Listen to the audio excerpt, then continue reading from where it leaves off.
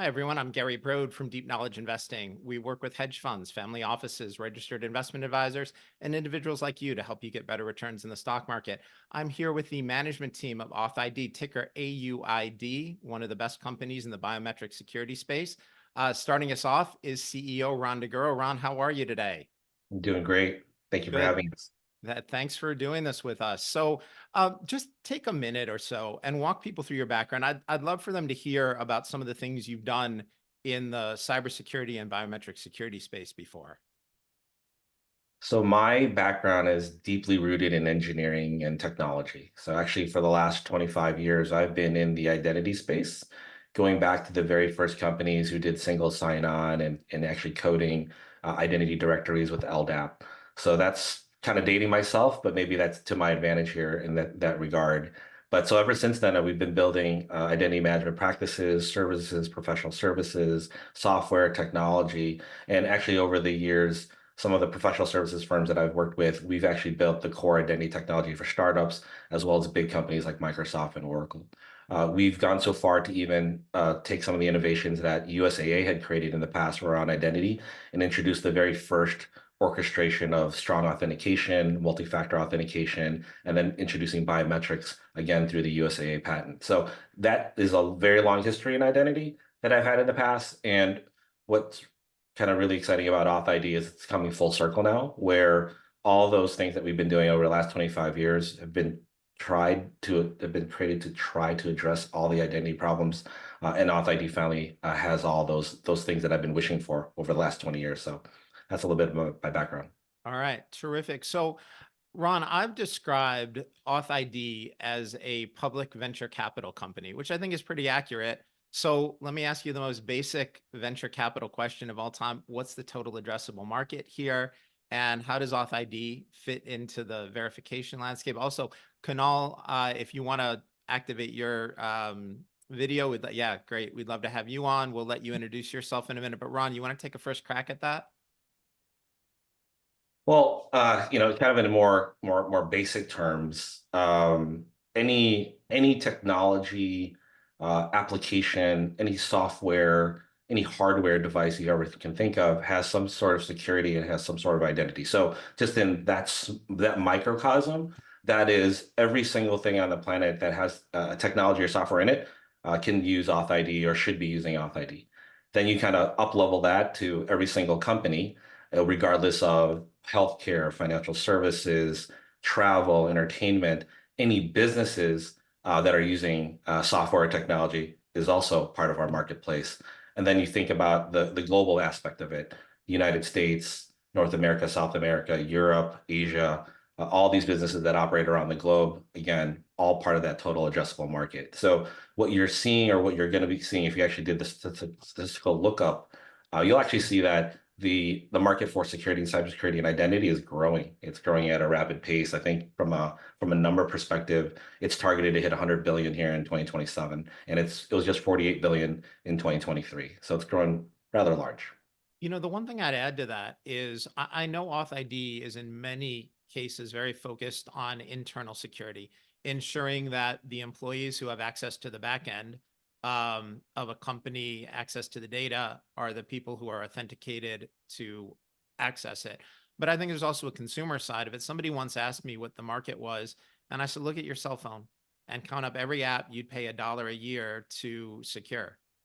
And, you know, in my case, it was at least 10 or 12 different apps. So there's a consumer aspect to this as well. Absolutely, and it's kind of overwhelming to have people project the numbers, and that's why it's growing 43 billion to over 100 billion. I mean, that's a massive leap in just over a 3-year period, and I think more use cases are coming, and hopefully we'll get a chance to talk about that today. But as new things like Gen AI and adversarial AI, and again just AI in general, it's going to introduce a whole new slew of additional use cases into the marketplace that just never existed before. So it's going to continue to get bigger. Terrific. Kunal, new board member partner at Bain Capital. Would you mind introducing yourself, talking a little bit about your background as well? Sure. Thanks, Gary. And hello to all your great listeners here. My name's Kunal Mehta. I spent most of my career in actually revenue generating roles. And that could range anything from ops to running marketing to being a GM at a software company that was acquired by Vista Equity. Spent some time there, as well as moved over with a handful of those companies to TCV, which is another private equity firm based out of Menlo Park, California, which is actually where I met Rhon originally.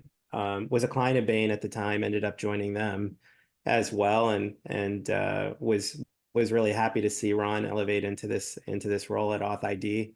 But yeah, my role here is like really my role overall in most recent times is working with roughly 60 different companies between Bain, TCV, and Vista on go-to-market value creation. All right, terrific. So I two questions for you on this. One, why did you join the board of AuthID? I mean, you have this incredible background. Obviously, something that doesn't work out isn't risk you need to take. You must have seen something. And then, I'd love, once you explain that, I'd love your comments on the total addressable market as well. I know you're a really good big picture guy. Yeah, sure. So when I again, I got to know Rhon at TCV. We diligenced just a number of outstanding companies in this space, including where Rhon was prior. And I continued that work into my work at Bain & Company as well. But when Rhon joined AuthID, on our very first conversation, he was talking about these expansion of use cases. And he was talking about this customer service use case that was really cool, because I had just gotten off on a customer service call where they were asking me what my least favorite vegetable was to authenticate in. And it's like all of this like trivia, not, that's about myself. I found it, really actually hard to really recall it. And I remember, the use case he was talking about was like, hey, what if you could just use your face to authenticate in? And that sounded really, really interesting to me. I know that's probably a lot of listeners like hate obscure trivia about themselves to try to authenticate in. But what I really liked about where Rhon was going is they had, this space took off because they were covering really regulated industries that really required a lot of authentication and had a lot of rules around it.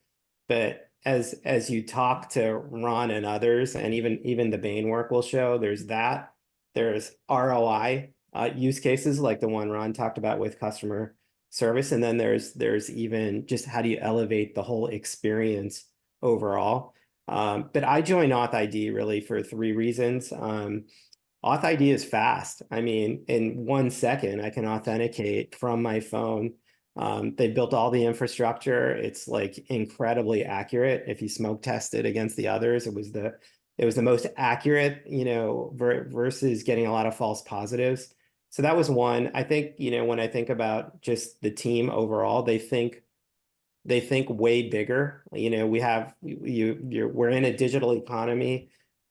Companies are globalizing. That's one large catalyst that will continue. But you have a variety of use cases that we talked about, from financial services to crypto to gaming to hospitality to healthcare to government to retail. And I think that's what's really growing the TAM as well. Yeah. And the second big catalyst is there's a huge increase in the number of attacks overall. That with generative AI and deepfakes are certainly adding, significantly adding to the number of attacks. And a lot of companies don't do a great job at these liveness checks, which is, an area that I think is a center of gravity for AuthID. So I saw all these things. I knew Rhon before, and I just said, hey, I think this company has real great technology. We actually looked at it when I was at TCV as well, and we liked the technology then. We disagreed, I would say, on the direction of the company at that time. But when Rhon stepped in here, we just felt like we had a really powerful person who was bringing a great team to execute against a great set of products. All right. Other than the speed and the accuracy, and I can't imagine there's a lot more than that, any other competitive advantages or something in the competitive landscape you want to mention? I think I think it's like I when I look at this, I think of like old TV versus like streaming, right? I wanna be able to get like get if every when I talked about TAM to your earlier question, I was reading a report that says banking losses from identity theft in 2023 was actually measured in the hundreds of billions of dollars. So they are highly motivated, they're highly regulated, and there's high ROI to buy a lot of different identity management tools. But how do they all play together? They're going to need something, to verify. They're going to need something to check docs. They're going to need a worldwide tool to, if the person's coming in from a different country. But ultimately, what AuthID is actually does is make all of those use cases better. Because they provide the speed and the accuracy, and they extend the use cases to core platform providers as well. So again, I think when you look at TAM, there's a lot of it continues to grow as you add more use cases overall. But the tailwinds of just the number of attacks that are going on are also driving the TAM. All right. Thanks, Kunal. Appreciate you joining us today. Sure. Let's bring in Chief Technology Officer Tom Szoke. Hey, Tom. Hey, how's it going, Gary? Good. So as the Chief Technology Officer, I'd love to get your view on what AuthID does better than anybody else. Great. Well, let me start with the most simplest point. We do better than anybody else, giving you the guarantee you know who's behind a device and behind a transaction. It all starts there, because identity is knowing who you're interacting with. And as Kunal has mentioned, as Rhon has mentioned, all those use cases require one thing. Who are you transacting with in the digital world? How do you protect against fraud? How do you protect against deep fakes? How do you protect against false matches, data breaches? All that, it's things that are going on the fraud side, we do better than anyone else to protect against. And we deliver that in sub-second processing and a 1-second experience. So that's the core of what AuthID does, different than everyone else. And that's where Kunal was reflecting in his comments. All right. Sounds good. Thank you. Mhm. I appreciate it. So let me, Ron, go back to you. Let's talk about the use cases for a minute. There have been people who have said there's really no use case for this. I disagree, but I'd love to get your view. What do you think the top use cases are for biometrics? If I may, I do want to make a comment about biometrics. So we just came back from a conference at Deniverse last week. It's the largest identity-specific conference on the planet. And they had record-breaking attendance, and the show continues to get bigger and bigger every year. But the headline for the show is biometrics. And the opening keynote by Andre Durand had two deepfakes talking to each other, which were both him, and he was prompting each deepfake to have that conversation. What's really, really special about this, though, is people don't know how to protect against it, but yet the awareness and the education level on biometrics, deepfakes, all these things now that are very, very good at tricking identity, it's now at the forefront of the identity community in the marketplace. So every vendor, every consumer was basically asking about these questions. How do we learn? How do we educate? How do we protect? And for us at AuthID, when we were in attendance, really we were in both modes. How do we educate? And then how do we protect? So from that perspective, if you think about biometrics, and a lot of the listeners maybe agree or disagree, but they can kind of just look around in their everyday life. If people think biometrics is coming, they're already wrong. It's already here. Biometrics is already here. And if you think about biometrics in 3 buckets, there's biometrics for one-to-one matching. That is Gary really Gary, or is it Rhon pretending to be Gary? So can we match on Gary's face? There's one to what I call small n matching. So one to many, but a small many, which is, do we know who's on the airplane? Do we know who's at the concert? Do we know who's attending, who's in the building? Because they want to make sure that, one, they have proper safety with the right people on board. They have a good idea of making sure that there's nobody on board or nobody that's in the building that shouldn't be in the building. So that's kind of like a small population. And then there's biometrics that's like 1 to big N, which is 1 to many in terms of hey, do we need to search for somebody that's missing, or search somebody that's dangerous, or search for somebody just period? And so biometrics today are actually being used in all three of those use cases in a very widespread. Some of the viewers will know that they use biometric matching at TSA, at the airport, at Clear, in those type of use cases, but they also know that there's cameras on property that's looking at people. And so if you think about, or if you actually look and do some research, the government now is saying, holy cow, there is biometrics being used everywhere. How do we get this under control? So now you have BIPA, you have state-by-state regulations saying, how do we use people's biometrics? How should we govern it? How should we protect privacy? How should we protect confidentiality? So if you think about these questions of how, then you automatically know biometrics is already here.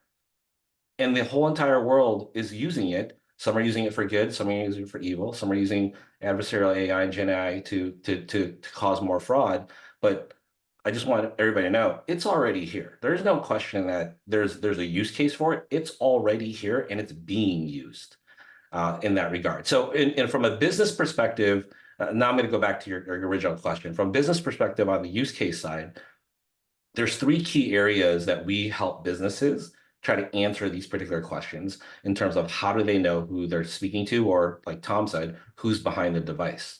The first use case is onboarding. So when we first bring in a person into our company, into our network, onto the DKI investing community, how do we know that that person is who they say they are, so that we can properly manage the security and privacy of that person? Second, when that person returns to do business with us, come back into the building, come back into the app, come back into the banking application, or come back into the healthcare system, how do we make sure that that person is still who they say they are, and they weren't, there was no account takeover, or they're being, defrauded, or they're being impersonated? And then the last piece is, because we have passwords in this world, people forget them. Because we know passwords are absolutely vulnerable, we have to do stronger authentication through a one-time password or a text code. Because we know authentication can be breached, there's got to be a mechanism to recover. And so for fraudsters, the best way to break into a system is to just initiate a password reset and be able to break the password reset system. That's what happened at MGM, where they made a phone call into the call center. This is the use case that Kunal was referring to earlier, where you can just easily find a high-value target within an enterprise organization, call the call center, initiate a password reset. Now you have the account, now we call it account takeover, and now you can go and do malicious things. And people like to hope that this stuff doesn't happen, but just read the headlines from last week, read the headlines from 2 weeks ago, read the headlines from 3 weeks ago. You will find every piece of evidence that passwords are being breached all the time, and they actually come through the call center. So onboarding, authentication, and account recovery, those are the three core, what I call technical use cases. And then you can go into the actual business function. What are those affecting? Wire transfers, big one. Chase, Bank of America, headlines right now where there's wire transfer scams for romance scams. People are sending money to people who they actually don't know who's on the receiving end. You think about Uber drivers. Uber is trying to adjust the fact that instead of me driving the car and I have the Uber license and I'm under the Uber insurance, but I'm going to hand it off to my brother who's an ex-con or a convict or somebody that shouldn't be driving people around, and giving him my ID so that he can go and drive people around. These are what I call the business use cases that can be applied to this particular authentication, making sure who you say you are, or onboarding, making sure you're not onboarding the wrong person, or again, using the what I call account recovery mechanism to break into systems. Hopefully that covers. Yeah, those are great points. That MGM hack, the reason I think it's really important is because I think there's a perception in the world that when these hacks happen, it's, guys halfway around the world in a basement somewhere, and they're just incredible hackers, and they, work their way through the back door. They're sort of replaying that old movie War Games in their head. But the fact is, when these hacks happen, it's almost always somebody who has they're authenticated for use, and somebody takes control of their account. So it's not the back door. The system is letting the wrong people in, thinking that they're the right people. And even on a personal level, I here at Deep Knowledge Investing, we use strong passwords, all the right things we're supposed to do: capital letters, lowercase letters, long passwords, numbers, symbols, all of that. Well, guess what? My investor relations email has been hacked twice in the last year. We have two-factor authentication. And so what we're going to do, in this case, the damage was, my subscribers got solicitation emails for nonsense they shouldn't have gotten. Some of them got understandably angry. But what we're going to do is we're going to start requiring biometric authentication in order for people to access the deep knowledge investing back end, to access the website, any of that data. The other thing is, I know people like two-factor authentication, but if somebody has your phone, right? So that they've got the phone, and first of all, besides the fact that everybody already stores their passwords, right? What happens? I click, password reset. They say, okay, we're going to authenticate. We sent you an email. Well, guess what? If someone has my phone, they have my email. Say, okay, well, we'll send you a text message. Great. Also on my phone. All right, we'll use Microsoft Authenticator. We'll send you a one-time use code. Terrific. Guess what? Also on my phone.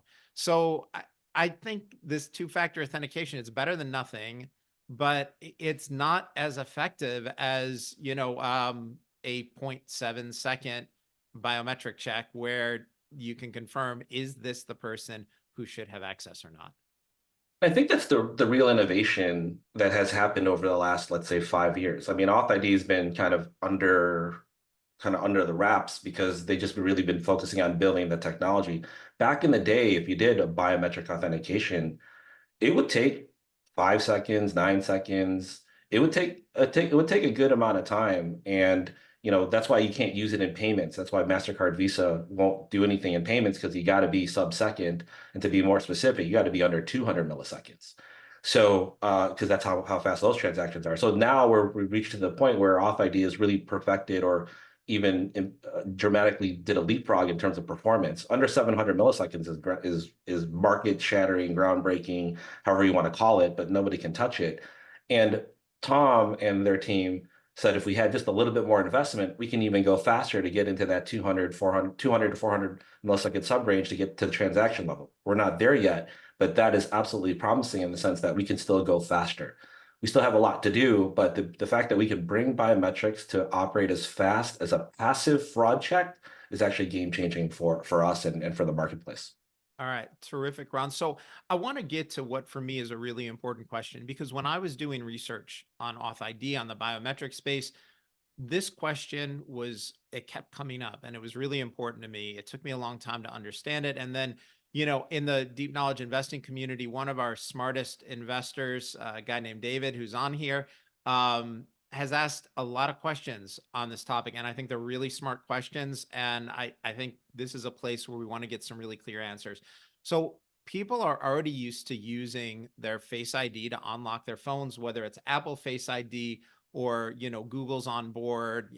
I have a Samsung device. I can use Face ID or, whatever they call that to get on. Why can't Google and Apple just do this, right? You already have biometrics on your device. And why can't you guys why can't we just use what we already have? How is AuthID different from unlocking your cell phone with Face ID? Well, in a way, and I think the reason why there's a lot of confusion is in a way, they sort of are already using it, right? So Bank of America is going to trust the Face ID. Bank of America from Apple. Bank of America is going to trust the Face Lock from Google. And again, that's what Samsung is using as well. So basically, they're using the Face Lock technology and the Face ID technology. So they're assuming, and they're going to use those biometrics. The problem with that fundamentally is that it's based on an assumption. Gary, you know that the phone that you have right now, you can load your biometric. I could be sitting right next to you and say, "Hey, Gary, load my biometric for your phone too." And let's say you're out with a friend and you're saying, "Hey, watch this. I can load your biometric on my phone too." So the governance of loading the biometric on the device, there's zero. There's none. But yet the bank trusts that. The bank is. I think the key issue is that it's verifying that you're somebody who's authenticated on the device, not that you should be authenticated to access a specific account. Right. That's right.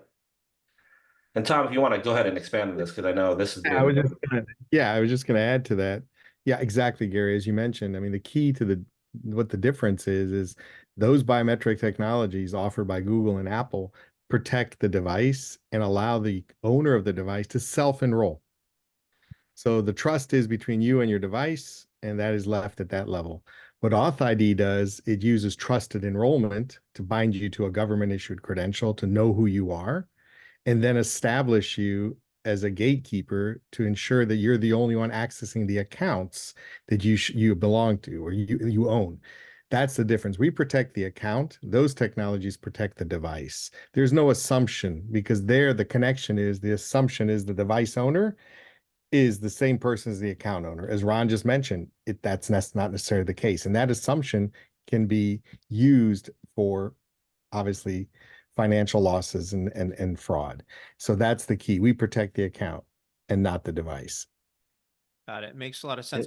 Great question here from Rob on how much friction is there between AuthID and customer setup and implementation? Okay, so our process is very streamlined. So we have very simplistic integration points. We're pre-integrated into multiple platforms for orchestration and identity providers that allow the single sign-on technologies. So we make it nearly a no-code, low-code integration. So it's a very, very quick and easy process. And we manage the process with our clients through phased rollouts so that we can build their growth and volume together and get the user adoption that they're looking for. Our user interface makes it very easy for end users, both workforce and consumers, to adopt to the technology because it is nearly transparent. It is like that Face ID experience. On that follow up, and this was something that came out of my conversations with Ed, I think the ramp up for that is about 3 months. So if a customer signs a contract with AuthID, a large customer, it's typically about 3 months to get them up and running and for you guys to be collecting revenue and providing service and value to your customers. Is that about right? Yes, absolutely.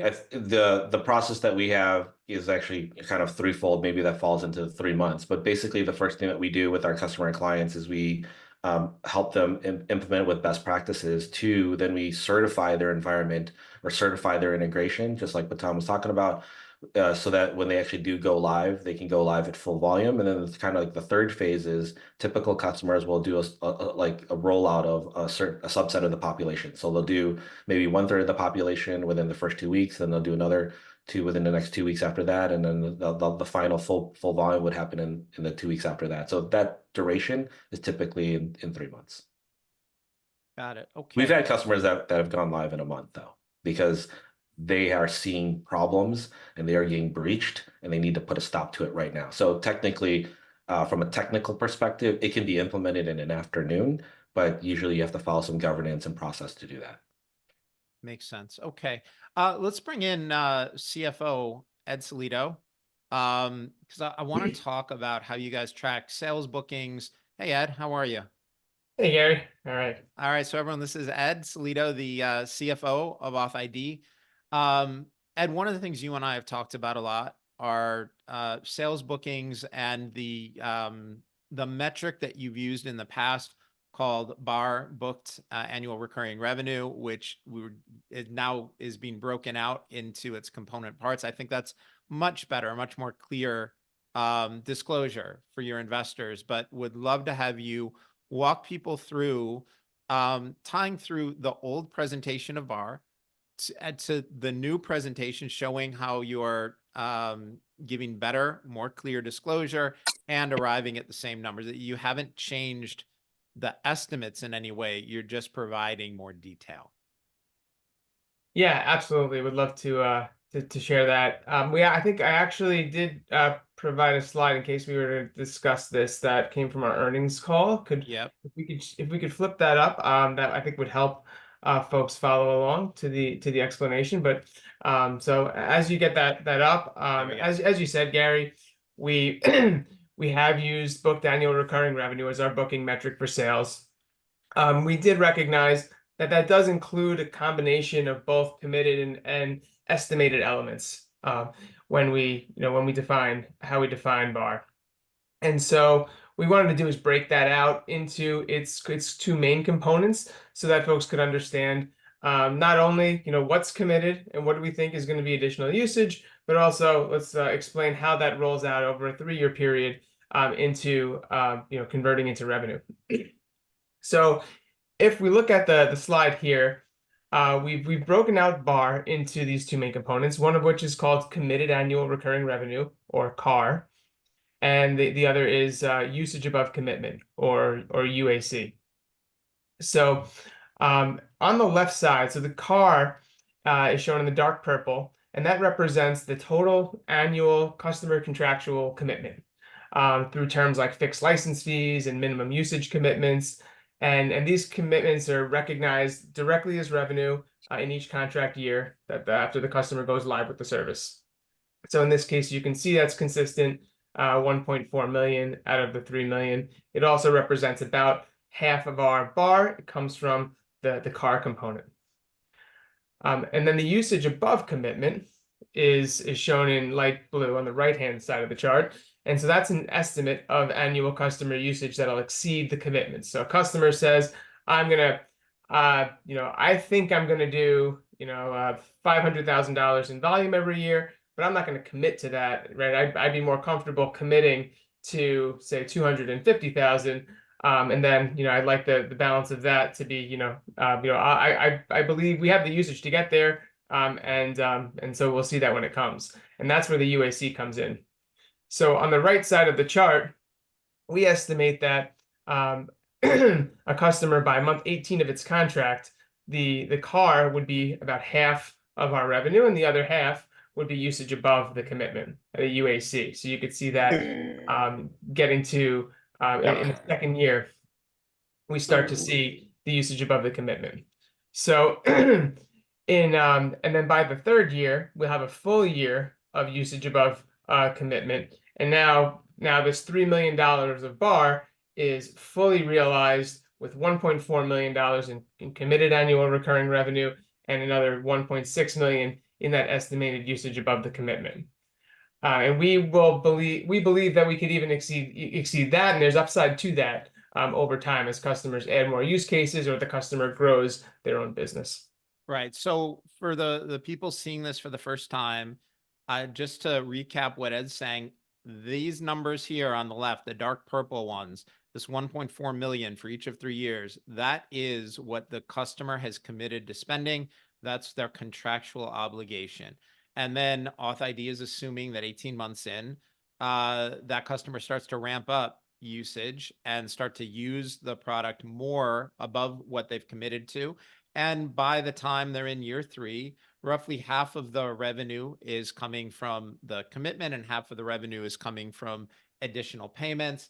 And that's how they would get to, in this case, 3 million of booked annual recurring revenue for this one customer. And it scales up over time, 1.4 million, 2.2 million, and then 3 million in year 3. Is that right, Ed? Absolutely. All right. Should we go on to the next slide?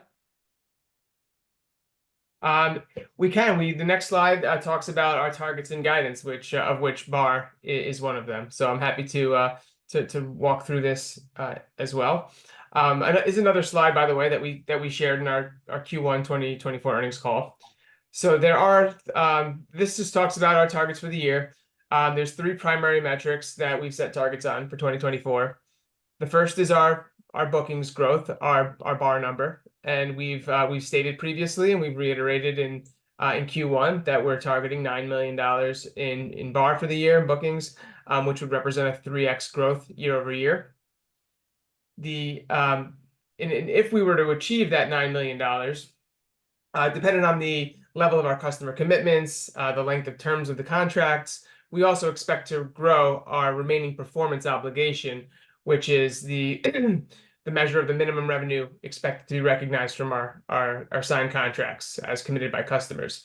So we achieve our $9 million in bookings, that RPO is going to grow along with that. And we expect that to grow from the $4 million that we reported on in Q1 up to about 12 to 13 million by the end of the year.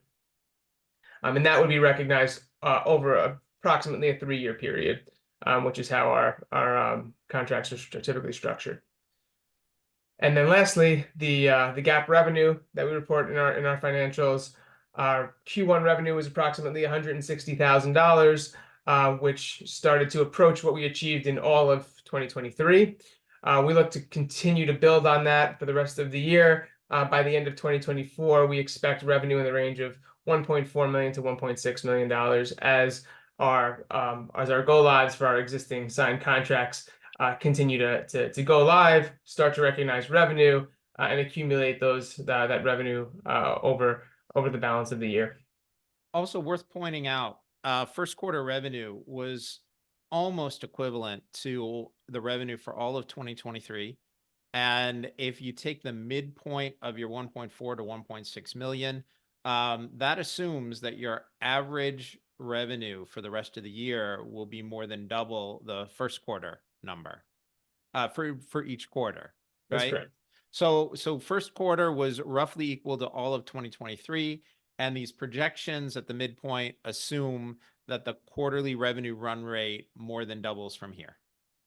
That's right. That's right. And the driver of that is two drivers. One is that we have some customers that have gone live, but they went live during the quarter, some towards the later part of the quarter, right? So we've only recognized a portion of the quarter of revenue for those customers. We'll start to see those turn into full quarters of recognized revenue going into Q2. And then also, as we go live with some additional customers that are planned to go live within Q2, we'll start to see additional buildup of revenue from that source.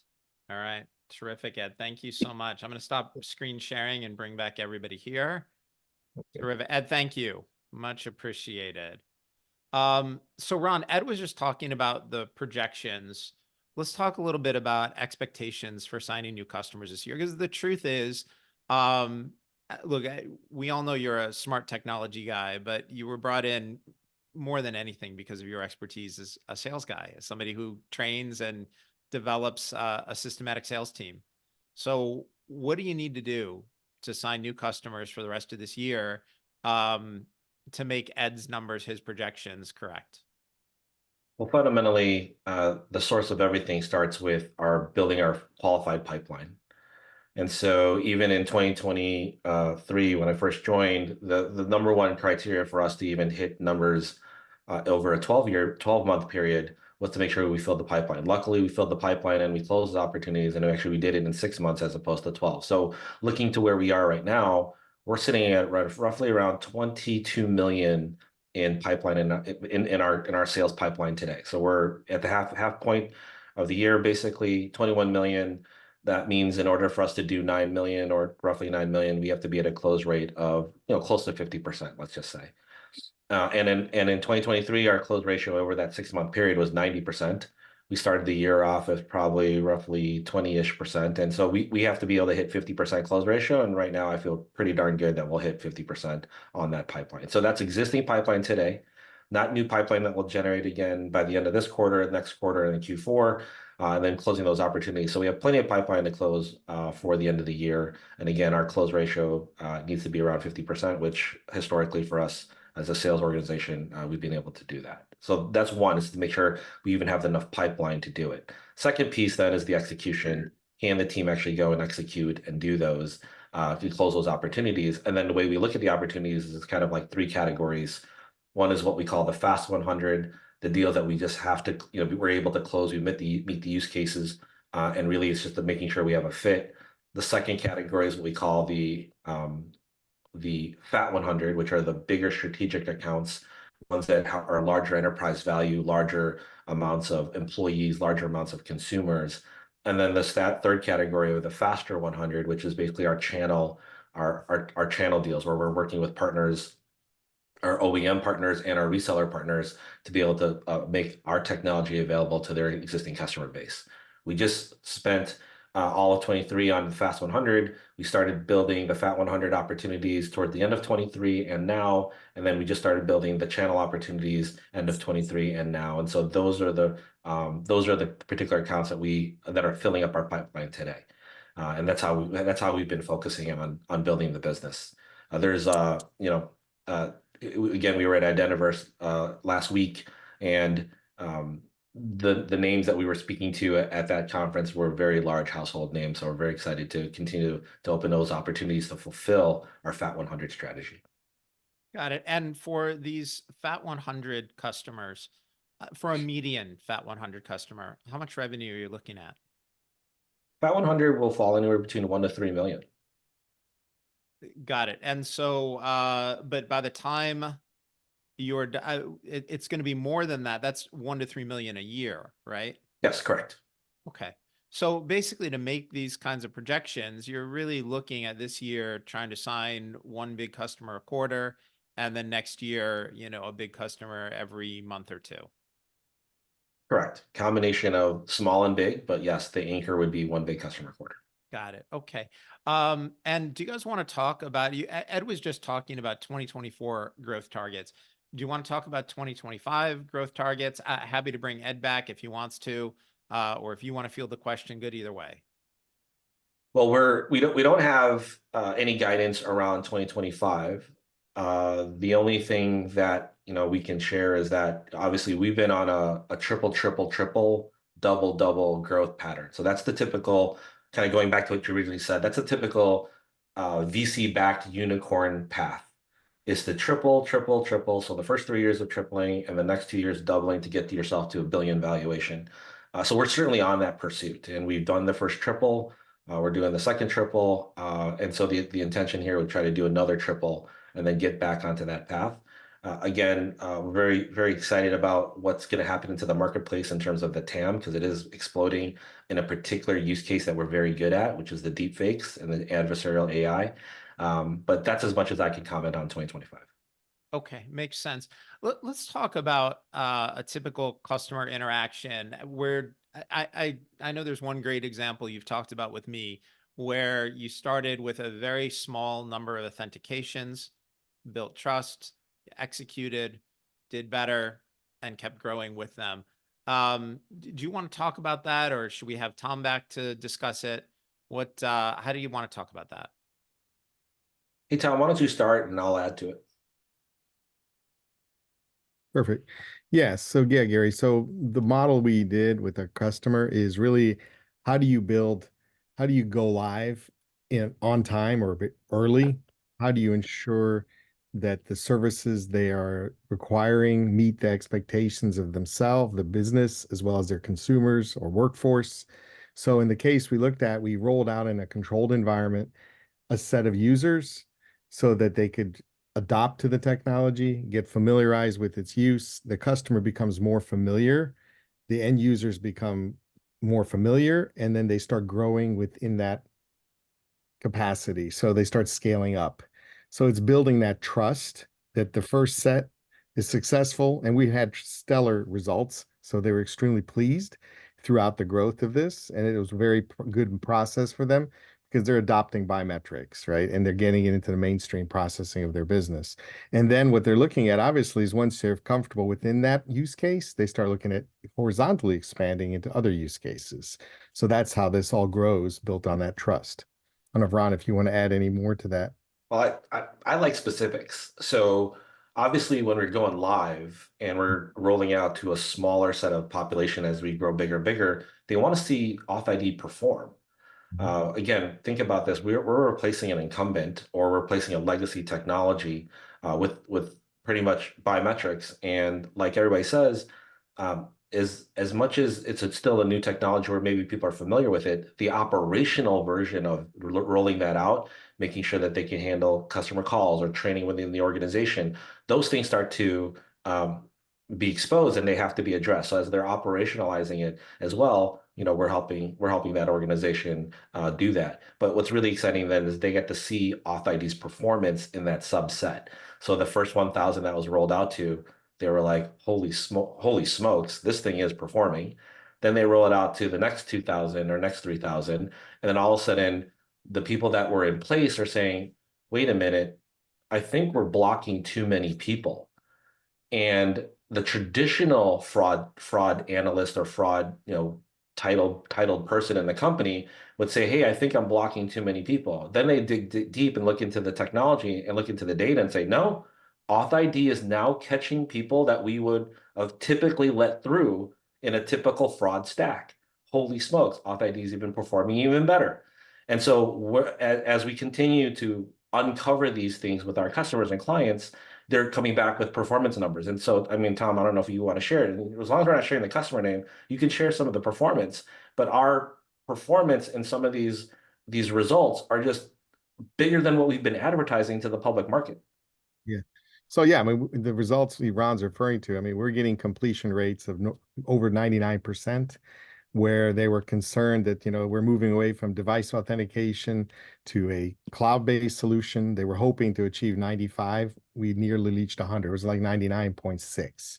So they were astonished that the usability factor biometrics was there, true biometrics. And I think that was one key question they needed to answer. The other one is when they onboarded, the conversion rates and the completion rates. Our rates were above 95 to 98%. And for a base of users that were, you know, they had already gone through a check, we were catching things they let through within that. And like Rhon said, we thought it was actually it was a false hit, but actually we were returning fraud. We were showing them fraud.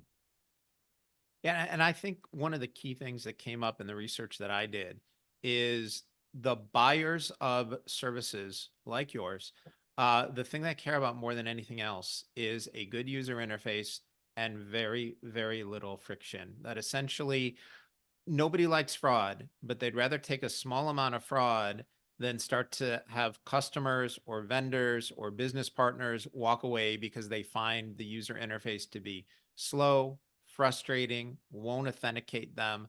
That's just, I think people often misunderstand how important that user interface, that speed, that accuracy is. Yeah. Well, our goal is we deliver both. So we catch that fraud and we deliver it to you in sub-seconds. So that was the fundamental premise on how we built this platform. Because I think you're absolutely right, though. Without user adoption, doesn't matter how good you catch things. But if you get users to adopt and you catch things at the highest possible accuracy, it's a win-win. Right. So we've got a short slide and video to show people how the system works. Give me 1 second. I'm going to share my screen again, and you guys can, Rhon, you can talk people through it. Yeah. Here we go. Okay. So you see my screen? Yes. All right. So here we go. Step 1 right here. Fraudster buys stolen IDs from the dark web, creates deepfake IDs. And then here we go. Why don't you narrate from here? So what's really, really exciting about our trip last week to Identiverse is that when we were doing the education piece, one, people didn't realize how easy it is now to either steal a fake or to create a deepfake ID. So on the left-hand side right now, these are IDs, so it could either be stolen or created. But how easy it is to create these things is so simple, and I actually feel I got to be careful because we don't want to teach fraudsters or teach the world to be, to create a bigger population of fraudsters. But these are the tools that are out there right now that are allowing people to create deepfake IDs. Now, what do we do with these? We take the picture, create the deepfake ID, and then we actually move it into a video. And you can see in the middle, this person is looking up, smiling, moving their head. And so we create an emotion out of this static two-dimensional picture, and we create a deepfake video to actually simulate something that would be used to do an authentication or to do a selfie match on an application to, let's say, a service or a phone. And Gary, you talked about this earlier, like how the phone and the device could be taken over. Well, we could do things. We could open up accounts on people's behalfs without them knowing. So if you actually play the video on the right, this would be a demonstration of us applying now for a credit card or maybe applying for a service, and we can use our deepfake ID right there that we used, and we could control the camera and take over the camera to take a picture of this ID. Can then take over the camera to then place it over what I would call the deepfake video. So we capture the front and back of the ID in a traditional fashion. We then use the tool to take that emotive picture that we created of the deepfake. And then we go ahead and we try to spoof the system by using the deepfake to log in and to authenticate here, or basically do a match to the document. And very simplistically, obviously, AuthID blocks this, but this is a super big deal because people can't do this today. This is very difficult to do in the marketplace. And when we were at Identiverse, people saying they can do this, but they can't do this. And so that's why for us, it's very exciting that we have this very strong capability and very unique capability in the marketplace. And we just have to be very, very good at putting ourselves out there in the marketplace and making sure it's differentiated, that really we can stop these and others can't. Yeah, and I think the key thing on all of this is people are understandably and correctly concerned about AI deepfakes and saying, wait a minute, you know, it's getting really hard. You can't tell if it's somebody's voice. It's getting very hard to tell with video. And, you know, there's sort of this pessimistic view that, oh no, you know, how are we going to have any kind of security if people can spoof our appearance, our emotions, our voice patterns, our language patterns? But the answer in this case is that AuthID isn't necessarily checking that. It's that AuthID is figuring out that it's an insertion attack, that the source isn't the right source. You got it. You got it. And we're really just focused on making sure that we can detect when something is biologically unnaturally being used. And so ultimately, when it comes down to identification in the digital world, we do have to go back to the liveness, the biological liveness, proof of life that it is really you behind the device. And that's why ultimately the buck stops at AuthID in terms of the biometrics. The buck stops at biometrics, which is why the world has already adopted it, and they're trying to figure out how to use it and trying to figure out how to regulate it and try to figure out how to bring it into their businesses. It's already here because all the other digital authentication patterns have been broken very easily. And really now boils down to, is it you actually holding the device, and are you alive and breathing and it's you and it's not a deepfake, or you're not? And we answer that question very simplistically. You know, is it you or is it not you? And it, you know, is it you holding the device? So that's why we've always kind of simplified our message, which is who's behind the device. Yeah, and I think that key thing is it doesn't matter how good the fake is. What you're detecting in that situation is that it's coming from the wrong source, that it's a faked source, not is this a good photo or is this a good video or how closely does it match the person? It's the whole thing is wrong. It doesn't matter how good they are. It's rejected because it's not right. That's right. They're right. And that's where our precision, kind of piece that we've been obsessed with, we have to get it right.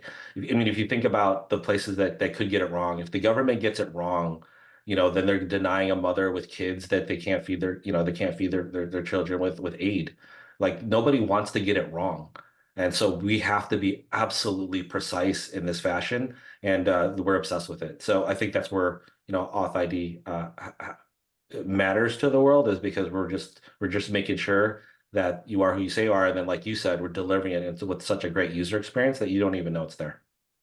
Got it. Okay. So on your last conference call, you guys spoke about financing expectations for later in the year. Are you comfortable discussing that topic again? Let me have Ed come in and answer that. Sure. I'll add on to that. Hey, Ed. So what are you guys obviously need anybody who looks at the cash flow statement and the balance sheet will figure out you guys need financing later this year. What do you need? What are your expectations for that? And at what point do you think the company becomes self-financing?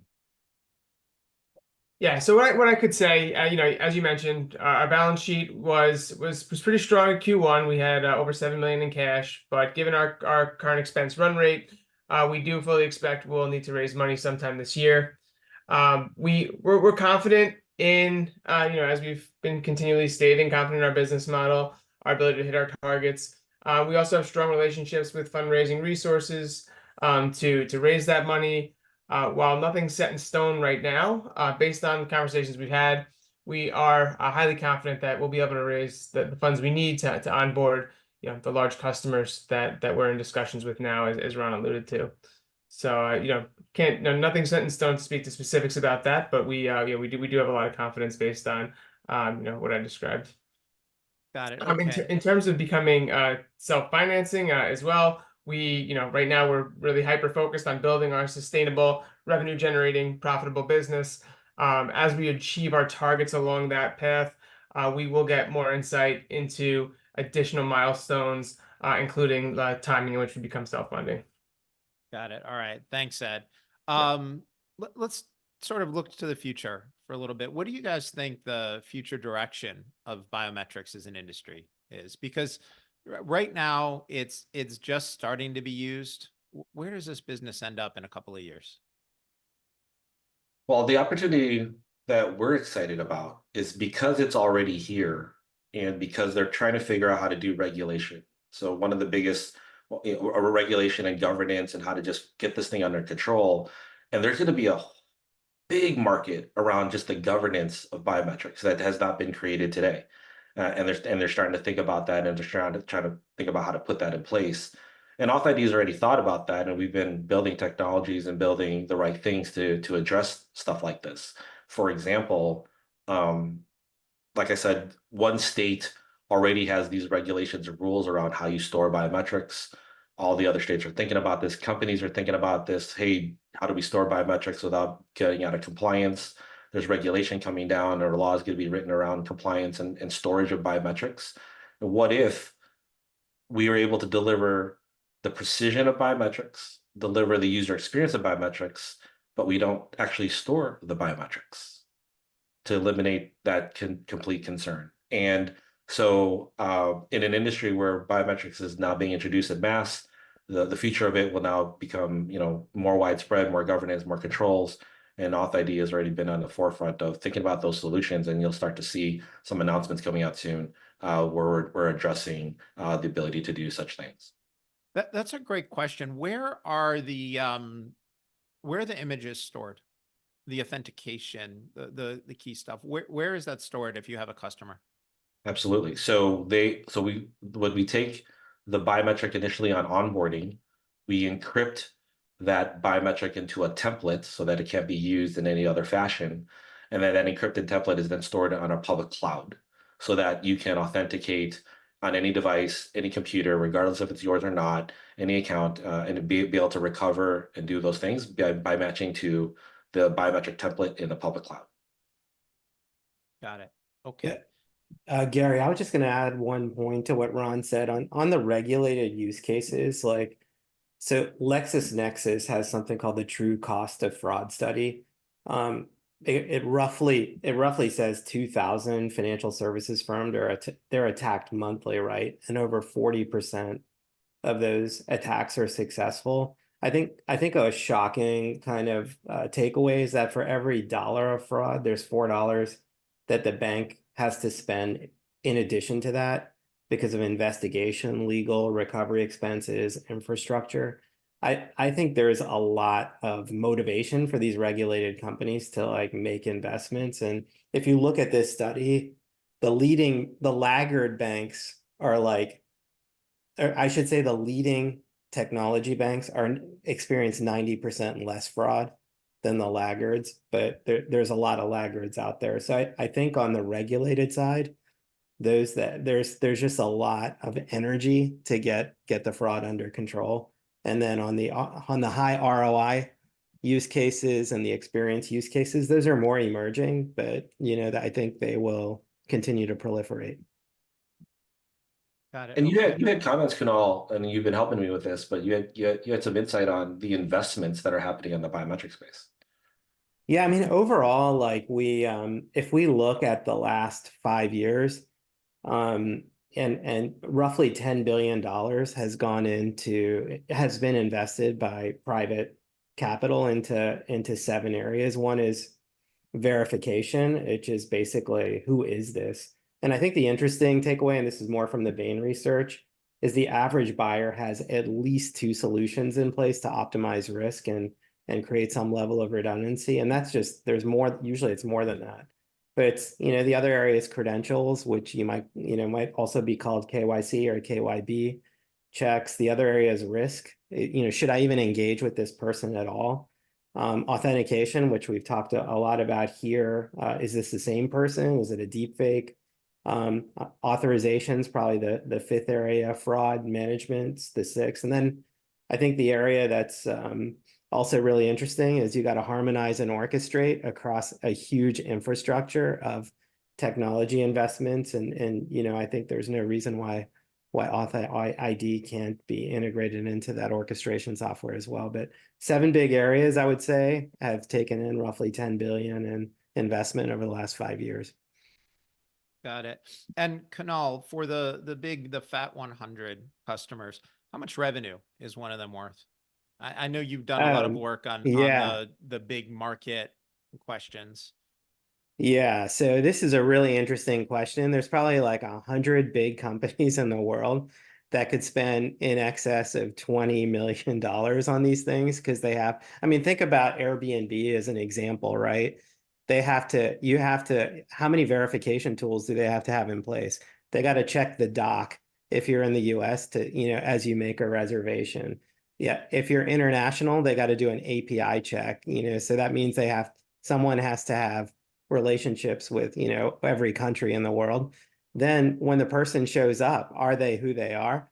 You know, and then they're buying multiple tools. I mean, that's just one, but there's like, whether it's marketplaces or finance or crypto or others, you can easily see customers, you know, the fat customers, as Rhon calls them, you know, be in excess of like 20 million. They're really big, you know, they move the needle on the valuation of the company significantly.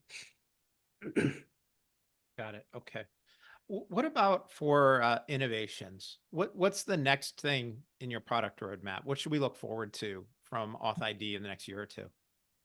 Sure. So yeah, Gary. So as Rhon started to allude to, as regulation is starting to develop around biometrics, it's here. How do you manage it? How do you adopt to the different global and state and local and federal laws that they're trying to roll out to manage the use of it? The key element has been, as you asked earlier, where do you store biometrics? Where is that data? Is there now a new honeypot to attack, right? That's been always the question asked. AuthID is building out the technology where that honeypot doesn't exist. And it doesn't exist because we're looking at transforming what is a biometric verification, authentication into a cryptographic one. What this means is there's no longer that discussion of biometrics, and now becomes a cryptographic session built out of biometrics. And on top of that, because it's in the cryptographic space, it even broadens the use cases further where it can be applied. As the new technologies based on cryptography, on Web3, mobile driver's licenses, electronic IDs, all those are basically within that same foundational technology stack. So that's where we're heading, and it's coming soon, as Rhon said, and you'll see some very cool product announcements here. Sounds good. Thanks, Tom. All right, Rhon, last question for you. And if Kunal wants to come back, that's fine too. What are the areas for improvement? Where can AuthID get better? From a business perspective, or well, I'll just go back on the technology side. So on the technology side, I think we have that nailed. I mean, the company's done really well in terms of creating the best technology out there. Tom alluded to some of the new innovations coming down the road, which I think will be game changer. The second thing that we had to kind of make sure that was in place was that we had a great sales commercial organization to be able to execute and build the business and get the message out to the customers. I think the third area for us that we're really excited about and hopefully we can improve upon rather quickly is we got to be able to get the information out there to the marketplace faster. We have to be able to kind of deploy a one-to-many communication solution or strategy as opposed to the way we're doing it now. Luckily for us, we've been in the space for a very long time. We're only going after 300 accounts in a very targeted fashion. A lot of those are warm leads, people we've known in the past, we've sold to in the past, that we have tremendous relationships with, which is why we're able to execute so quickly. But we want to be able to grow faster, reach more people than 300. And so I think our ability to communicate out to the public markets, as well as public customers and just public use cases, like somehow get out there faster. And we've not built that muscle. We've done zero investment in marketing. And I think that's going to be the next area of improvement for our business, is to be able to get that message out there faster. Yeah, and Gary, I mean, Rhon, just to add a little bit, like if I look at the pillars of success, AuthID's commercially very competitive, right? I think like areas that would be really interesting are just forming strategic partnerships overall with key players. I think that would be something that would be super interesting for AuthID to look at. I also think, you know, because of the quality of the team, they're almost a Swiss Army knife. They actually don't tell that story very well of how well they fit in to other infrastructures. And then there's also a lot of just competency on the team in terms of training, like where are the risks, you know, what is the attack surface area and how is it getting bigger? The team has a lot of just almost insider knowledge almost on how this is done and how you can prevent that. And I would say, you know, the third area is like, and what I love about AuthID is like they are pushing the envelope on leading use cases. And, you know, I think continuing to do that would be three areas that I'd love to see them just see growth in. All right, sounds good. Thanks, Kunal. Rhon, I think we're pretty much a wrap here on the time. Any last thoughts, any last ideas you want to share before we close it down for the day? Well, one, I just want to say thank you because this is a great opportunity for us. Like I said, we don't do well in communicating out to the public markets on what we're doing and what we're achieving. There's a lot of great things and exciting things happening at AuthID, and obviously we're limited to the earnings call. So this was a great opportunity for us to be able to expand a little bit about this in a more dialogue fashion. So I really appreciate that. And I'm really, really excited that everybody was able to contribute here, and hopefully your audience was able to get what they needed. Terrific. Thank you. So a couple of disclosures here. I'm Gary Brode from Deep Knowledge Investing. I personally own AuthID stock. Neither I nor Deep Knowledge Investing was paid to do this webinar. We have not received compensation from anybody to do this. Basically, when I first got to know the company, my first call was with Rhon and Ed and Tom, and then I had the chance to speak with Kunal, with Kunal later. And the thing that really struck me is how straightforward, open, honest, likable, and knowledgeable they were. They just gave me great, straightforward answers to everything. And I wanted the rest of you to have the opportunity to see the same kind of thing. I wanted everyone else to have the opportunity to see what this management team is like in person. And I'm glad you had the opportunity to do that today. We are live streaming right now onto X, formerly known as Twitter, LinkedIn Live. This video is being recorded. We will have it up on YouTube later today. And I want to, we had 3 digits, well over 100 people participating on all the streams and on this live. Everyone, thank you so much for your time, for being interested in AuthID, for participating. Thank you for all the great questions to Rob and David. I want to thank Andrew Brown, intern from the University of Tennessee, who's done a great job with the videos. He will also be publishing a whole bunch of shorts. So for people who don't want to see the whole hour-long video, you'll have the chance to get the clips. And then we also want to thank Rhon Daguro, CEO of AuthID, Ed Sellitto, the CFO, Tom Szoke, the Chief Technology Officer, Kunal Mehta, a new board member from and partner from Bain, and also Grace DeFries and Graham Arad, who were instrumental in helping us plan all of this and get all of this done. Great team effort. Thanks so much for everybody, to everybody for participating and being part of this. I really appreciate it.